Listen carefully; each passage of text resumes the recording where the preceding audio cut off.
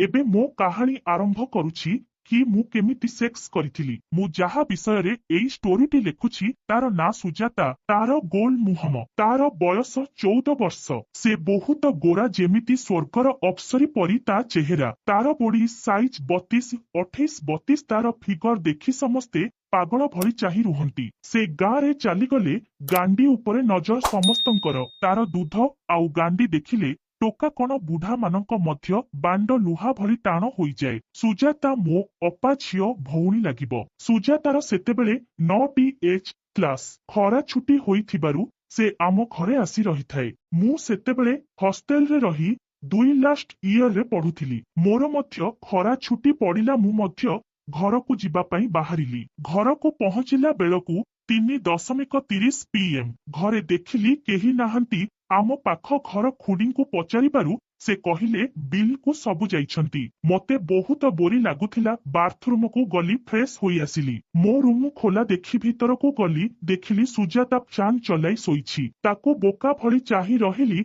से आगठारु आहुरी सुंदर देखा जाउछि। से मुहम उपरकू करी सोईथिला। मु चेयर रे बसी ताको देखुथाए। से टॉप आउ स्कोट पिंधिथिला। ता टॉपरे गोटिए बोटन खोला थिला। तार 32 साइजर लांगला दूधटा अधा अधा देखा जाउथाए। से भितरे किछि पिंधि नथिला। मु पागल भली देखुथाए लांगला दूध दुईटिकू। मु धीरे धीरे ता पाखकू गली। ता टपर आउ गोटिए बोटन खोलीदेली। ता लांगला दूधरे मोर हाथ छुआइली। धीरे धीरे ता दूधकू चिपिली। ता दूध दुईटा बहुत टाण लागुथिला। मु जोर जोर रे चिपिली। मो बांड धीरे धीरे उठी लुहा भली टाण होईगला। तार हठात निद भांगीगला। से मते टिके समय आखि दली दली चाहिला। आउ नमस्कार कला। कहिला कण करुछ भाई। मु डरी गली कहिली काहाकू कहिबु नाही प्लीज। से उठी रागी जाई बाहरकू चलीगला। मु भाबुथाए से जदि घरे कहिदे मते कण भाबिबे घर लोके। एमिति अनेक कथा भाबुथाए। से आसी मो पाखरे पहुंचिला। कहिला तमे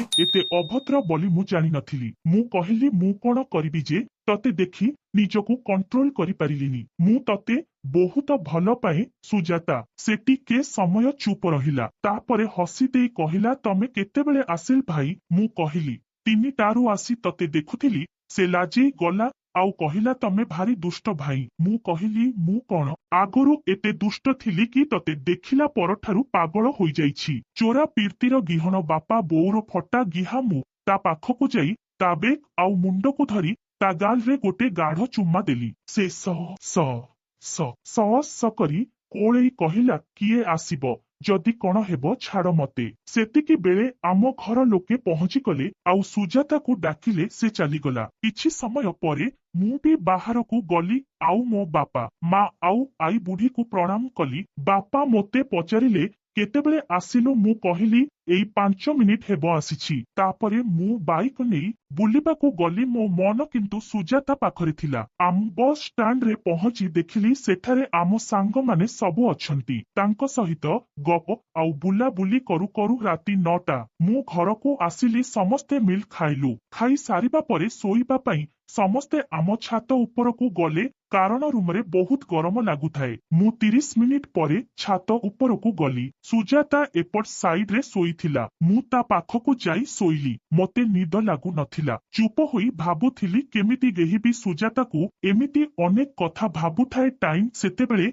11टा। समस्तंकू निद होई जाइथाए। मु देखिली सुजाता मो आदे पछ करी सोईछि। मु तार पिचाकू मो हातरे साउलिली कि गांडी तार बहुत नरम लागुथाए। भाबिले मो देह आज भी गरम होई जाउछि। मु आनंदरे सौली चलीथाए। सेतेबेलकू मो बांड उठी पूरा लुहा रड़ भली टाण होई जाइथाए। से बोधे सोई नथिला। ता गांडीकू मो आड़कू ठेलीदेला। मु ता काख तले हाथ पुराई गोटे दूधकू चिपिली। से मो हाथ उपरे ता हाथ देई साहाଯ୍ୟ कला। ता गांडीरे मो बांड बाजिबारु आहुरी शक्त होईगला। मु तार उपर ड्रेस को टेकीदेली। बेक जाए दूध दुईटाकू चिपिली जोर जोर रे। आउ ता स्कोट को अंटा जाए टेकीदेली। मो बांड को बाहर करी ता चढ़ी उपरे गांडी मझिरे घसिली। से मो आड़कू बुली मो बांड को ता नरम हातरे हलाइला। मते बहुत मजा लागुथाए। किछि समय परे मु तार गोड़ आडकू मुहम करी ଶୋଇଲି ଆଉ ତାର ଚଡି ଉପରେ ହାତ ମାରିଲି।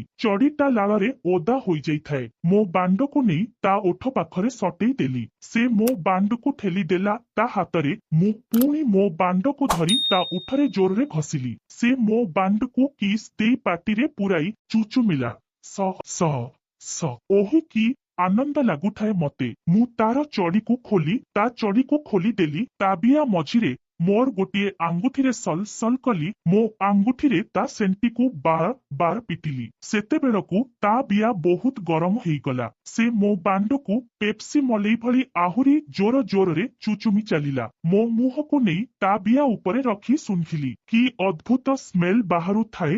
ସେ ସ୍ମେଲ ମତେ ପାଗଳ କରିଦେଉଥାଏ। ତାର ବିଆ ଉପରେ ଦୁଇ ଆଙ୍ଗୁଠିରେ ମେଲେଇକି ବିଆ ମଝିକୁ ଜିଭରେ ଚାଟିଲି। ସେ ଆହ ଆହ ଓହ ହେଉଥିଲା ଆଉ ମୋ ବାଣ୍ଡକୁ ଜୋର ଜୋରରେ ଚୁଚୁମିଲା। ମୁଁ ସେତିକ ବେଳେ ମୋର ଗୋଟେ ଆଙ୍ଗୁଠିକୁ ନେଇ ତା ବିଆ ଭିତରକୁ ପଶେଇଦେଲି। ସେ ମତେ ଜାବୁଡି ଧରିଲା। ମୁଁ ଅସମ୍ଭାଳ ହୋଇଗଲି। ମୁଁ ଉଠି ଯାଇ ସେ ଯେମିତି ଶୋଇଥିଲା ମୁଁ ବି ସେମିତି ଶୋଇଲି ଆଉ ତାକୁ ମୋ ଆଡକୁ ପଛ କରି ଶୁଆଇଦେଲି। ମୋ ବାଣ୍ଡକୁ ନେଇ ତା ଗାଣ୍ଡି ତଳକୁ ବିଆ ମୁହଁରେ ଲଗେଇଦେଲି କିନ୍ତୁ ଭିତରକୁ ଗଲାନି। ମୁଁ ବହୁତ ଚେଷ୍ଟା କଲି କିନ୍ତୁ ପଶିଲା ନାହିଁ। ମୋ ପାଟିରୁ ଛିପ ମେଞ୍ଚେ ନେଇ ବାଣ୍ଡ ଆଗରେ ଲଗେଇଲି। ପୁଣି ବିଆ ମୁହଁରେ ଲଗେଇ ଜୋରରେ ପେଲିଦେଲି। ବାଣ୍ଡଟିର ଆଗ ଭାଗ ପଶିଗଲା। ସେ ଉମ ହେଉଥାଏ। ଦାନ୍ତ ଚୋବାଇ ମୋତେ କହିଲା କାଟୁଛି ମରିଯିବି ଛାଡ ମୋତେ। ମୁଁ ଟିକେ ସମୟ ସେହି ପୋଜରେ ରହିଗଲି। କିଛି ସମୟ ପରେ ତା ଗାଣ୍ଡିକୁ ଟିକେ ହଲାଇଲା। ମୁଁ ମୋ ଗାମୁଛାକୁ ତା ପାଟି ଉପରେ ଚାପି ଦେଇ ଜୋରରେ ଷ୍ଟ୍ରୋକଟେ ମାରିଲି। ବାଣ୍ଡଟା ଅଧାରୁ ଅଧିକ ପଶିଗଲା। ସେ ହୋଇ ମୋ ଠାରୁ ମୁକୁଳିବାକୁ ଚେଷ୍ଟା କଲା। ମୁଁ ସେହି ପୋଜରେ ତାକୁ ଜାବୁଡିକି ଧରି ତା ଉପରେ ଲଦି ହୋଇ ଶୋଇଥାଏ। ସେ କୁନ ହୋଇ କାନ୍ଦୁଥାଏ। 5 ମିନିଟ ପରେ ସେ ଚୁପ ହୋଇଗଲା। ମୁଁ ଆଉ ଜୋରରେ ଷ୍ଟ୍ରୋକଟେ ଦେଲି ଯେ ବାଣ୍ଡ ପୁରା ମୂଳ ଯାଏ ପଶିଗଲା। ମୁଁ ଧୀରେ ଧୀରେ ମୋ ଅଣ୍ଟାକୁ ହଲେଇ ହଲେଇ ବାଣ୍ଡ ଭିତର ବାହାର କରି ଗେହିଲି। ସେ ମଣ ହେଉଥିଲା ପାଗଳ ଭଳି। ମୁଁ ସ୍ପିଡ ବଢେଇ ଦେଇ ଚାଲିଥାଏ। ତାବିଆରୁ ପାଣି ବାହାରି ମୋ ବାଣ୍ଡ ପୁରା ବାଧେଇ ଦେଲା। ମୋ 8 ସାଇଜ ବାଣ୍ଡ ତା ବିଆ ଭିତରେ ହଜିଗଲା ଭଳି ମତେ ଲାଗୁଥାଏ। ମୋ ଅଣ୍ଟାକୁ ହଲେଇ ହଲେଇ ଆହୁରି ଜୋରରେ ଗେହିଲି। ତାବିଆରୁ ପିଚ ବାହାରୁଥାଏ। ସେ ମଧ୍ୟ ତା ଗାଣ୍ଡିକୁ ଆଗ ପଛ କରି ମତେ ସାହାଯ୍ୟ କରୁଥାଏ। 15 ମିନିଟ ପରେ ମୋ ବାଣ୍ଡରୁ ପିଚ ହୋଇ ବୀର୍ଯ୍ୟ ବାହାରିଲା। ତା ବିଆ ଭିତରେ ଝାଡିଦେଲି। କିଛି ସମୟ ପରେ ତା ବିଆରୁ ବାଣ୍ଡକୁ ବାହାର କଲି। ସେ ବୁଲିଗଲା ମୋ ଆଡକୁ ମୁହଁ କରି ଶୋଇଲା। ମୋ ଗଳାରେ ନିଦ ହୋଇଯାଇଥାଏ। ମୁଁ ଦେଖିଲି ସୁଜାତା ମୋ ଆଡେ ପଛ କରି ଶୋଇଛି। ମୁଁ ତାର ପିଚାକୁ ମୋ ହାତରେ ସାଉଲିଲି। କି ଗାଣ୍ଡି ତାର ବହୁତ ନରମ ଲାଗୁଥାଏ। ଭାବିଲେ ମୋ ଦେହ ଆଜି ବି ଗରମ ହୋଇଯାଉଛି। ମୁଁ ଆନନ୍ଦରେ ଶୋଉଳି ଚାଲିଥାଏ। ସେତେବେଳକୁ ମୋ ବାଣ୍ଡ ଉଠି ପୁରା ଲୁହା ରଡ ଭଳି ଟାଣ ହୋଇଯାଇଥାଏ। ସେ ବୋଧେ ଶୋଇ ନଥିଲା। ତା ଗାଣ୍ଡିକୁ ମୋ ଆଡକୁ ଠେଲିଦେଲା। ମୁଁ ତା କାଖ ତଳେ ହାତ ପୁରାଇ ଗୋଟେ ଦୁଧକୁ ଚିପିଲି। ସେ ମୋ ହାତ ଉପରେ ତା ହାତ ଦେଇ ସାହାଯ୍ୟ କଲା। ତା ଗାଣ୍ଡିରେ ମୋ ବାଣ୍ଡ ବାଜିବାରୁ ଆହୁରି ଶକ୍ତ ହୋଇଗଲା। ମୁଁ ତାର ଉପର ଡ୍ରେସକୁ ଟେକିଦେଲି। ତା ପାଖକୁ ଗଲି ଯାଇ ତାକୁ ଜାବୁଡି ଧରିଲି। ସେ ମଧ୍ୟ ମତେ ଜାବୁଡି ଧରିଲା। ମୁଁ ତା ଦୁଧକୁ ଚିପିବାରେ ଲାଗିଲି। ମୋ ବାଣ୍ଡ ପୁଣି ପ୍ରସ୍ତୁତ ହୋଇ ଗଲା ଗାତରେ ପଶିବା ପାଇଁ। ମୁଁ ତାର ଗାଣ୍ଡିକୁ ଧୀରେ ଧୀରେ ଚିପିଲି। ଓହ କି ନରମ ଗାଣ୍ଡି ମୋ ବାଣ୍ଡ ଲାଳି ଯାଉଥାଏ। ମୁଁ ତାର ସ୍କୋର୍ଟକୁ ପୁଣି ଟେକିଦେଲି। ସେ ଚଡି ପିନ୍ଧି ନଥାଏ। ମୁଁ ତାର ପଛପଟୁ ତାବିଆରେ ହାତ ମାରିଲି ଆଉ ତାର ସେଣ୍ଟିକୁ ମୋ ଆଙ୍ଗୁଠିରେ ସଲ ସଲ କଲି। ସେ ପୁଣି ଗରମ ହୋଇଗଲା। ମୁଁ ମୋ ବାଣ୍ଡକୁ ନେଇ ବିଆ ମୁହଁରେ ଲଗେଇ ପେଲିଲି ଓ ଅଧା ପଶିଗଲା। ସେ କହିଲା କାଟୁଛି ବହୁତ କଟୁଛି କାଢିଦିଅ ମରିଯିବି। 4x5 ଥର ବାଣ୍ଡ ଭିତର ବାହାର କରିଛି କି ନାହିଁ ସେ ମୋ ବାଣ୍ଡକୁ କାଢିଦେଲା। ମୋ କାନରେ ଧୀରେ କି କହିଲା ମତେ ବହୁତ କଷ୍ଟ ହେଉଛି। ମୋର ଜଳୁଛି। ମୁଁ କଣ କରିବି କିଛି ବୁଝିପାରୁ ନଥାଏ। ମୋ ବାଣ୍ଡ ସେମିତି ଠିଆ ହୋଇଥାଏ। ସେ ମୋ ଆଡେ ପଛ କରି ଶୋଇଥାଏ। ମୁଁ ପୁଣି ମୋ ହାତକୁ ନେଇ ତା ଗାଣ୍ଡିକୁ ଧୀରେ ଧୀରେ ଚିପିଲି। ତା ଗାଣ୍ଡିକୁ ଜୋର ଜୋରରେ ଚିପି ଚାଲିଲି। ପୁଣି ତାର ସ୍କୋର୍ଟ ଟେକି ମୋ ବାଣ୍ଡ ତା ଗାଣ୍ଡି ଉପରେ ଘଷିଲି। ମୁଁ ଧୀରେ ଧୀରେ ସ୍ପିଡ ବଢେଇ ଘଷିଲି। ତାବିଆ କଣାରେ ମୋ ବାଣ୍ଡକୁ ରଖି ଜୋରରେ ପେଲିଲି। ମୋ ବାଣ୍ଡ ପୁରା ପଶିଗଲା। ଓହ କି ଆନନ୍ଦ। ମୁଁ ଗାଣ୍ଡି ହଲେଇ ହଲେଇ ଗେହିଲି ଟିକେ ପରେ ପୁଣି ତା ବିଆରୁ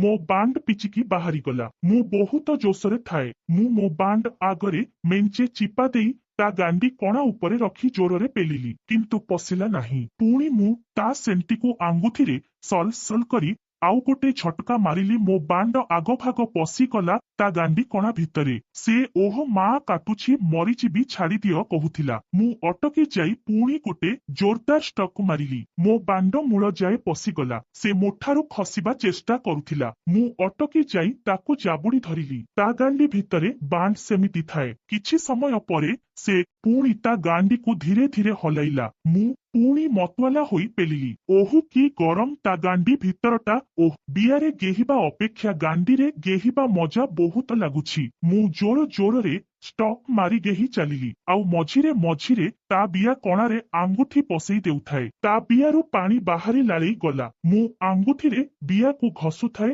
ଆଉ ମୋ ବାଣ୍ଡରେ ଗାଣ୍ଡିକୁ ଗେହୁଥାଏ। ପଛ ପଛ ପଛ ପଛ ପଛ ସାଉଣ୍ଡ ବାହାରୁଥାଏ। ମୁଁ 20 ମିନିଟ୍ ଗେହିବା ପରେ ମୋ ବାଣ୍ଡ ଲାଳ ତା ଗାଣ୍ଡି ଭିତରେ ବାହାରି ଗଲା। ପୁଣି ଦୁହେଁ ଛାତ ତଳକୁ ଗଲେ ଆଉ ବାଥରୁମ ଯାଇ ଫ୍ରେଶ ହେଲୁ। ସେତେବେଳେ ସମୟ 3:30 ହେବ। ରୁମ ଭିତରେ ଯାଇ ଆରାମରେ ଶୋଇଗଲୁ। ସେଇଦିନ ଠାରୁ ସେ ଯେତେ ଦିନ ଆମ ଘରେ ରହିଲା, ମୌକା ପାଇଲେ ତା ବିଆ ଆଉ ଗାଣ୍ଡିରେ ଗେହିଲି। ସେ ଆମ ଘରୁ ଗଲା ପରେ ମଧ୍ୟ ଯେଉଁଠି ବି ମୌକା ମିଳେ ଆମେ ଦୁଇଜଣ ମିଶି ବହୁତ ମସ୍ତି କରୁ।